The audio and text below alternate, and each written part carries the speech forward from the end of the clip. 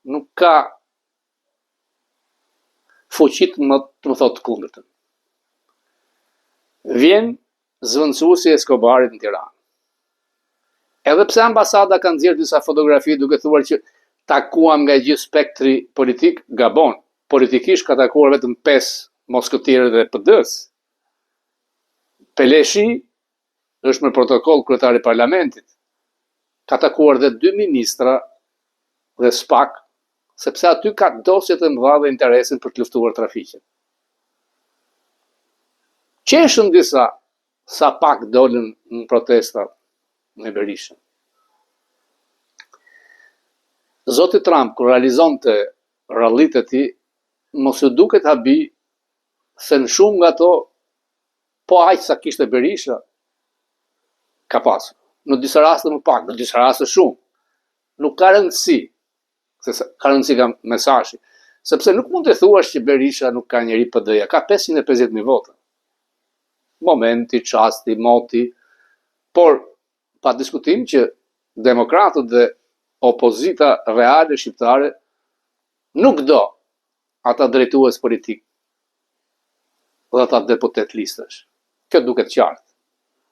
Por kjo mund korrigjohet. Natyrisht që kjo është subjekt i atyre që janë antarë të një gruprime politike. Ne sugjerojmë me dashamirësi nga larg, sepse duam që të ndodhi përmbysja. Unë shikoj rrugëve të Tiranës, e shikoj dhe ndjej që shumica është kundër korrupsionit, kundër vjedhjeve masive që bëhen. Mjafton me një shofer taksie, mjafton në një shitore, mjafton në një kafenet, dhe ti e di. Ajo që të bën përshtypje është, wow, me mira vetë që punojnë në bashki, s'bëjnë asgjë. Punojnë në për ministrira, vjedhin, nuk është korrupsion. Korrupsioni është fjalë e madhe, e fëmi, është vjedhje. Shikoni kullat që ndërtohen. Trojet e jugut se si jepen si dhurat. Rama i ka thonë Tony Blair, nuk e diskutoj. Fury Kims, edhe në qoftë se ka vlla me Gane, që nuk ka vlla, për njerëz ti dhe aty. Pjeprit Italis, vjen Afrikan-Amerikani, John Adams, Adams i bashkisë New Yorkut, që as do t'ja di njerisht në hikje, i dërgën helikopter, sa toka i këdhëm, pse? Çfarë të lidh, kë ka pas? Dhe shumë vonë, kërkesa për ekstradim të numrit 2 tigrit nga Zvicra. Gjithkush konsiderohet i pafajshëm derisa një gjykat të shpallë fajtor.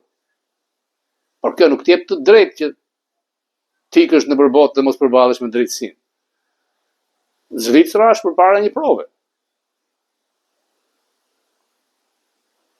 Personi di shumë nga skandalet e Ramës.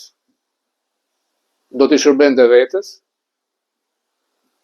opozitës edhe vendit. Ai thotë që kam kopje nga vendimet që janë zhdukur. Kaq mjafton që Rama të ndëshkohet. Natyrisht që ja kam thënë,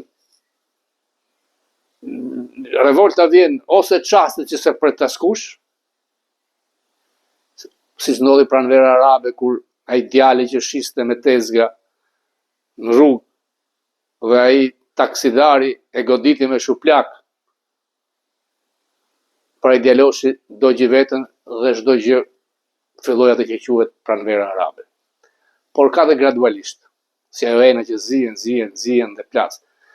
12 vjet konsumohet gjithkush. Aq më tepër ai që ka kthyer në art vjedhin që kur ka qenë në bashki dhe me të gjithë ministrat, zëvendëskryeministrat dhe oligarkët që mbanë mbas tij. Të gjithë e dinë. Mos shikoni emrat e personave që dalin siç ishte ai në Portë e Vlorës askush, një punëtor me 60 milion euro. Nga pas është Alibaba. Përplasja me Lubin, natyrisht, furnizimi i madh për SPAK-un. Unë ju falenderoj.